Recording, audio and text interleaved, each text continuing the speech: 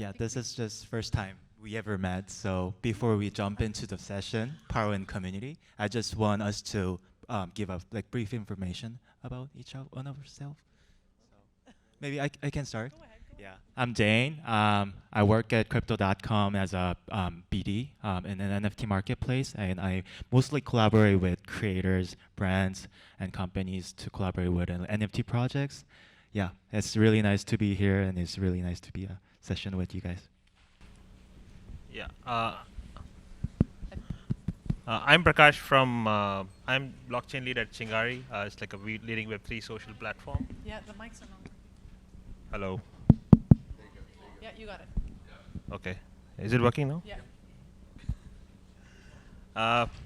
Yeah, so I'm the blockchain lead of Chingari. It's like one of the leading Web3 social platforms, and I lead most of the tech initiatives and business technology as well. It also helps to kind of connect back on NFT tech a lot and connecting with the community on what they think about it. Hello, hello. My name is Crypto Cam. I am the founder of VFriends Family Tree. I also work with NFT Community, run the media for them at all the different venues. Community builder. I work with NFT Kids magazine, onboarding kids into Web3 and their families, because basically all of this is for them. Sure. You know, we're building the foundation, and you know they're going to be using the technology really and implementing it in their day-to-day life. Hello, my name is Melina. I am building IntheVerse, my brand. I'm a Web3 content creator on every social media platform possible, and I am mostly known for doing fun and quirky crypto news updates every Fridays, just making it all about the community. So I'm really excited for this talk today. Thank you for the introduction, everyone. So since the last NFT.NYC 2022, I was there too. But then it was, I think, right after the lunar happening. So it was still in a bear market, and it's still in the extending to that. I think we're still experiencing some of the like bear market situation. And as a BD at Crypto.com, working with the creators and brands, I also felt how much important of the community during this year. So just would like to hear you guys from you guys about like how did you deal with this bear market in terms of like feeling the power in community. So maybe Mel, you can start. I mean, I guess I can start. Bear or bull market, I think there is power within the communities, right? Whether you have an NFT project, you're a founder. And what I've really seen is that video really allows us to connect with our audiences because we build that trust. It's just something instantaneous with video. And so what I've seen in the bear is that as long as that you are present online, not to get confused with burning out as a content creator because you're focusing too much on building out that content. But as long as you are online and being present, I think your community just appreciates that and sees it, therefore, lives and breathes whatever it is that you are building.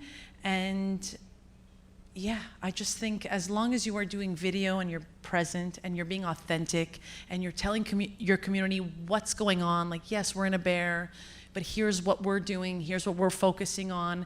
As long as you have that open dialogue, I think it doesn't matter whether it is a bear or bull. As long as you focus on your community, I think it works.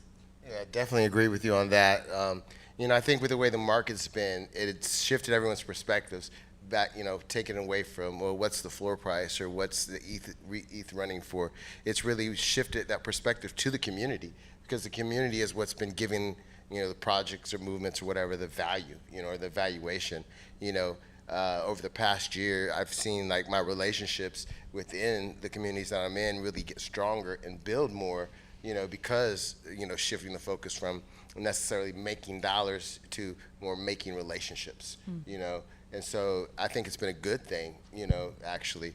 And it's been, more of a bull market in the communities, few communities I've been in, I've just see that community aspect and the networking and utilizing the tools and resources within those communities really expand more because you don't have people flipping coming in and out. You've seen the diehards really lock into their specific communities and really network within them to prepare for future successes. So I think it's been a good thing for shifting the perspective on that. Yeah.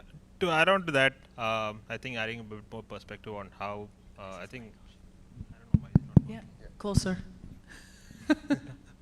Is it audible now? Yeah. Yeah, I think it's better. Yeah, I think doubling down on what she said as well. I think even though like blockchains are different, NFTs are different technologies, but it's like a trustless technology. But you still need like trusting evangelists. Like video content is like one way of like powerful communication, right? I think that is very important to teach the community in terms of how to kind of stick around. But yeah, I think one more aspect is of course the recent wave of AI-based content. You have the ChatGPT, Midjourneys coming in.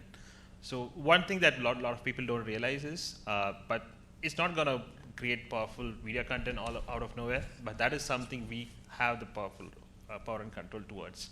So that is how communities are born. Like communities are not going to build around AI personalities. Maybe in a few expressions might be that they'll be very commercial. But I think communities revolving around content creators and the evangelists, I think they are going to be really the perpetrators of really good technology adoption. Yeah. Yeah, extending to what like everyone mentioned about the community, I think the bear market last year was a really good momentum how we realized the power of the community. And one separate thing that I experienced during this like last winter was about like after the FTX crash, there were like many people were online doing the FODs and like deciding like spreading who's next to FTX, and Crypto.com was also one of the like exchange who got attacked a lot in like Twitter Space, Discord, and all over the place. But we do have like our own collection, like NFT Community, which was called Loaded Lions, and they were all participated on the line to protect us that we are doing good and we are separate from this issue, and that helped a lot during this bear market and like experiencing the very many FUDs, especially like on Twitter and Discord, like Telegram. So I think community act as one of the like moderator and like managers of our company, and as well as this like whole market as well. So I think it's just about the like trends that we caught up. But I think going deeper, I would like to know how you guys have like tips in terms of like strategizing the like community build-ups and how you built up over the like communities and how you saw other creators doing. Yeah, I can go first there because that's like a good story for us to also kind of relate to. So our team was at the break point. So we were like one of the biggest projects in the Solana ecosystem as well. So when the incident happened, it was just like it hit everyone really in a very surreal manner. But what really hit people was, of course, we let a lot of VCs dictate how the ecosystem grew, but we're not going to let that happen next. Like it's a community that actually dictates everything. So even the Bong campaign that came out of nowhere, this taught people to have fun and not worry about economic incentives. I think that was like a good fun moment for the community. I think we also kind of participated in the campaign, added like 150,000 holders and made people create content around it. So that was like a fun moment where it's sometimes you need that copium, you need to have that fun moment, not take yourself seriously. I think that's how we kind of cope up with it. So that was one way where we kind of moved around about it. I think for me, when I look at founders or NFT projects or businesses in this space, the number one question I want them to ask themselves is, who is my community? What do they look like? Who is my audience? And the word community, I think for a lot of people right now, they're cringing because they're like, this word, community. But I like to think of it as my audience. Who wants my content? Who likes my content? What is my NFT project? What type of content do my holders want from me, right? And these questions, we need to start asking ourselves them, because in this bear, this is the best time to build, right? We always say we build in a bear, and I'm hoping to see more projects taking this time to build the right way, the slow way, really dive deep into who it is they want on their teams. Yeah, definitely. I look at it like, a lot of different communities, just like, just, like in normal life or whatnot, you have to have that commonality, So a lot of times we all journey off into different projects for different reasons, maybe like the artwork, maybe like, their roadmap, maybe just for a pure investment purpose, but when you get down to the nitty gritty of it and the community aspect of it, like V-Friends, for example, we all have a similar interest in, succeeding in life, and really, pushing positivity and things like that out into the world, so we're able to connect, on that type of level, that level of success, that level of positivity, that level of, just moving forward, so like within our community, there's just this bond of positivity, and so it's easy at any time to pop into a Discord, into a group chat, into a space, anywhere there you see, that community's PFP and just have that connection, and each community is different depending on what your goals and purposes or what your common interests may be. Or, another example, so Gary set that forth, in his project when he was going to release it. Or like in A Kid Called Beast, they took the 10,000 collection, broke it down into 20 different factions or hoods with specific interest. One is music, one is developers, one is tech, one is fashion, another is artist. So 20 different things. So like if you're interested in that, then you're automatically, you could hop in that group chat and you're amongst peers that have similar interests. So it's easy to build that bond and push forward to building and deepening relationships. A lot of times, I feel like if a founder's not community focused and they're if they're just putting a project out to put a project out, and just to flip it, make ETH, whether it ends up being a rug pull or whatever you want to say, a lot of these don't succeed because they're not invested in the community aspect of it, and so when you don't have that, then the project comes, the hype runs it, it may shoot up and then it just drops to nothing, disappears, whatever the case may be. But when you have that commonality, those common interests, and you're able to make those connections, and the founders are pushing, those ethics or that culture within the community, then like you don't even worry about the floor price. You don't even worry about the value of it because you're getting that day-to-day interaction with friends, and that day-to-day bond, and you feel like, man, what are my friends doing on Twitter? What are they doing in Discord? What did I miss? I was sick 3 days. What did I miss? You know what I mean? And you're able to hop right back in there and say, hey, people are like, where have you been? You know what I mean? You've been gone forever. You're like, I was sick for 2 days. My bad. But it feels like so long because of that strong community bond. And that really comes from the top, all the way down to the level of the community. Does that founder care about that? Are they instilling that vibe? Are they building that culture?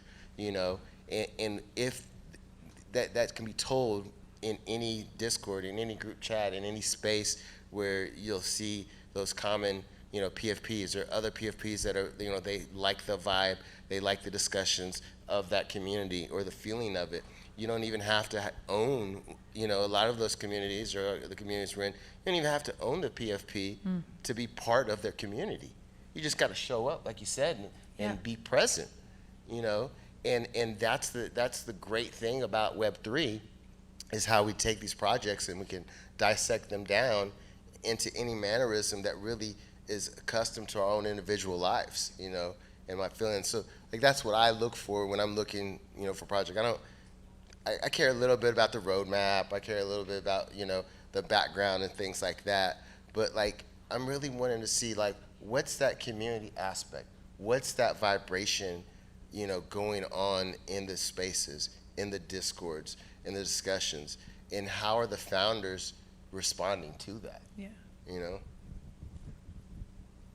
Extending what you mentioned, like everyone is different, especially in online space. Everyone's interest is different. Like there's no limitation in age or like country or like aspects. So as I try to find like cool projects, cool creators, like once like in the beginning, well, I only saw the followers, number of followers, like mention how successful this community is. But I think as I like experienced the like all different communities and creators. creators, I think it's not about the followers only. So I think I have to go into their Twitter or like Discord, and I need to feel the vibe, and like it's not like measurable, but still I feel that this community can be successful or something else. But I just want to know, like as a follow-up question, what would be the like your like individual tip to strategize this social media, or is there any case you found from like another like good project that bringing some good vibes into the community?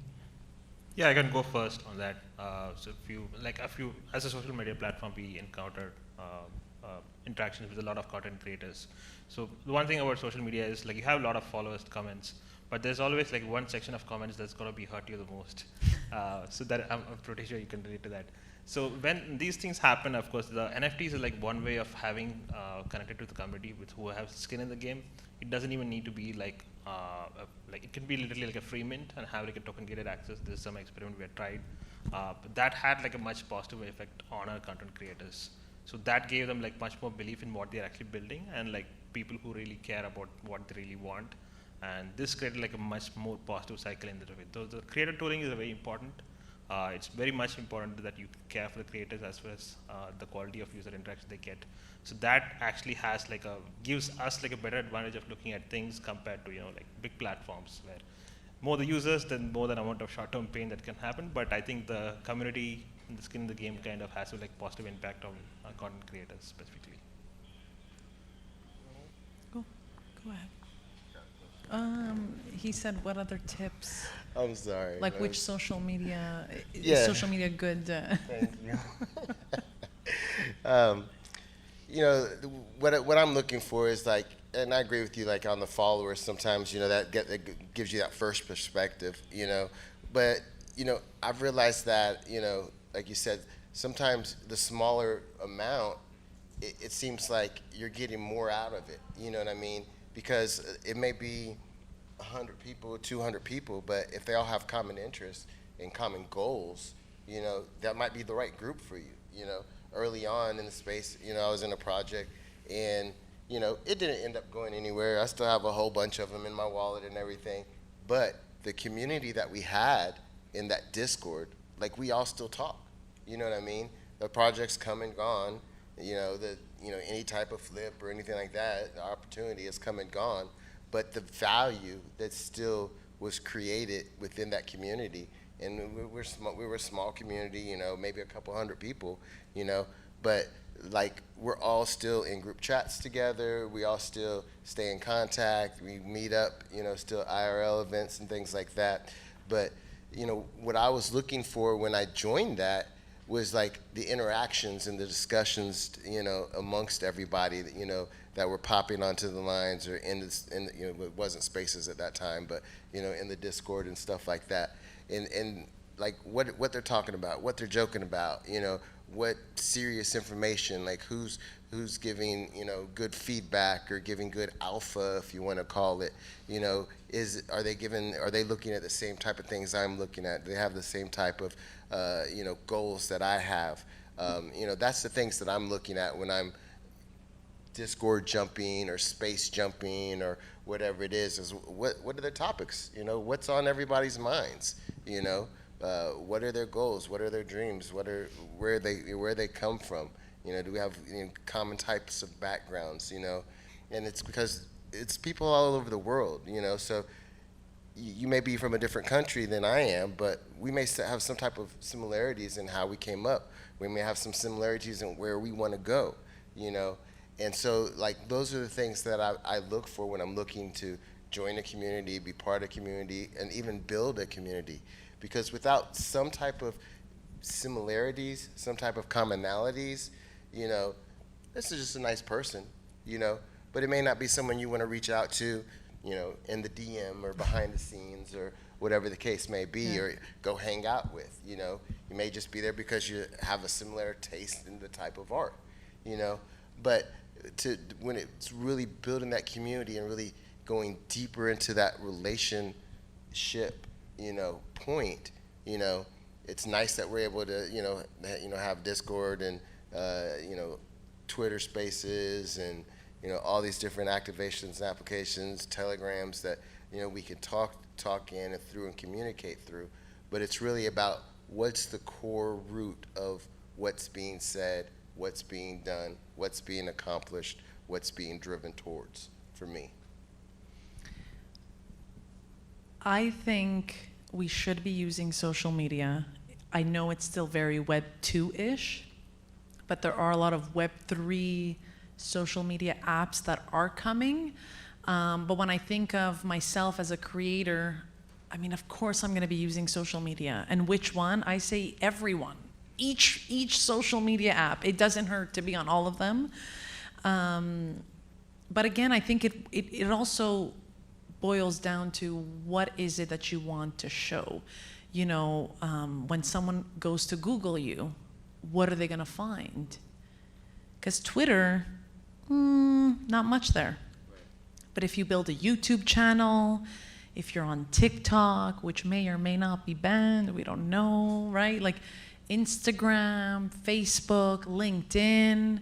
But I do think, especially because we hear it all the time, people keep saying we want to onboard more people into this space. Well, those people are on social media, right? So it's getting people and getting those eyeballs, right? Those eyes on our pages. So how do you do that? You have to attract them. And unfortunately, well, I say fortunately because I do love video, but it is video. It's short form video. It's content that they feel resonates with them.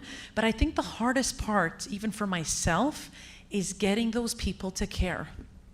Getting people to care about Web3, getting people to care about crypto or Bitcoin, you know, without them writing to you in the DMs that NFTs are a scam, crypto's a scam, you're a scammer. That's all I get on my TikTok, right? So it's also building out content that allows you to get people to start caring about why it is that you're building. So for example, crypto.com. How do we get more people on crypto.com? We got to get them to care. Why should people be downloading crypto.com's app over their favorite bank, right? So it's getting people to care. And I really think it's through creating content that makes them think, oh, wait a second, this actually may affect me. Yeah. Definitely. I definitely, piggyback on that comment, like creating the content and making that personal connection with video. Mm-hmm. Pictures worth 1,000 words, but a video is worth 1,000,000, Yeah. and making the content relatable. I've followed your journey, and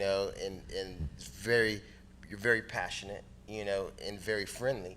So like when you pop on your video, you've got really 3 seconds to grab their attention, and you do that, you know what I mean? And you're like, you have to stop and, okay, let me watch the end of the video, and you're very delicate about keeping it into a short format, so I want to stay to the end. Yeah. Thank you. And it's making that, flowers to you, but it's making that connection, and being able to grab that attention, whether it's coming from, like your platform, building your IP, Girl in the Verse, or coming from crypto.com, it's grabbing that attention and giving that information and making it relatable to the masses, or to the Web 2s, or, but, and getting people to, onboard them into Web 3, you got to use Web 2 resources because that's where they're at. They're obviously not in Web 3, but, they're not in our Discords or on, crypto, Twitter, Twitter, you know what I mean? So it's using those other mediums and platforms to get the word out, make it friendly, make it accommodating, and share that information in a positive and friendly way. I totally agree. So like seeing the communities like of common vision and goal and interests are very important because we experience in the bull market. So once the community is all about the money and making the money out of NFTs, when the market crashes or then situation goes bad, their vision and goal is not there anymore. So it's really important that we use social media to share the like vision like every day, every week, and how like we track those compared to like going along with the market. So yeah, I think that's pretty much it for today's session. But yeah, if there's anything left for anyone, yeah, feel free to share. What would be the new to the community for this year? I think one thing is there's the Dunbar number that you can only interact with like 152 interactions. So it's always good to find your tribe and stick with them and help them grow their own community as well. I think just deep diving into relationships, really, really taking that deeper interest, even with somebody that you may think that you already know, asking that one extra question, and really deepening those roots and strengthening that tree. I think even going back to the number of followers, even if you have 50,000 followers today, how many are actively active? How many of them, like I always say this, if Twitter were to shut down, would people remember to go find crypto.com somewhere? So it's also figuring out, okay, I have this community today, now how do I keep it?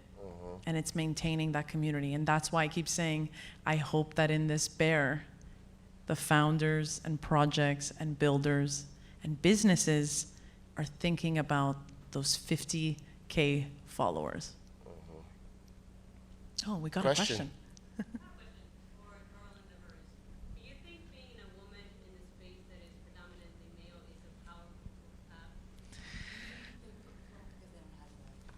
Yeah, let's go. That's a good question. You can stand too. Thank you. So for Girl in the Verse, do you think that being a woman in an ecosystem Web3 that is predominantly male is a powerful tool to have? Not only is it powerful, I do think it allows me to stand out. Just like it just happens. I just automatically stand out. There's not a lot of women creators in the space, not a lot of women talking about this kind of stuff. I just, honestly, when I build out my content, that's something I always think about. Like, okay, I am a woman in the space. How do I make this more relatable to more women, right? Because my girlfriends don't care. My girlfriends are like, what's Bitcoin? I don't know what that is. I want to buy my Gucci purse. They don't care. So I always go back to thinking about the people who are not here, right? Like, what got me here? Why am I here? I want to keep remembering why I'm here and then allowing more women to come. But back to the powerfulness, I mean, yeah, I feel super empowered to even be on this stage today with 3 men, and I'm the girl here. But yes. Thank you, though. And with that, let's give a round of applause to Thank our you so much. panelists. Thank you so much, all of you, for speaking. It was really just so interesting and so powerful. And just to take a word from your own thing.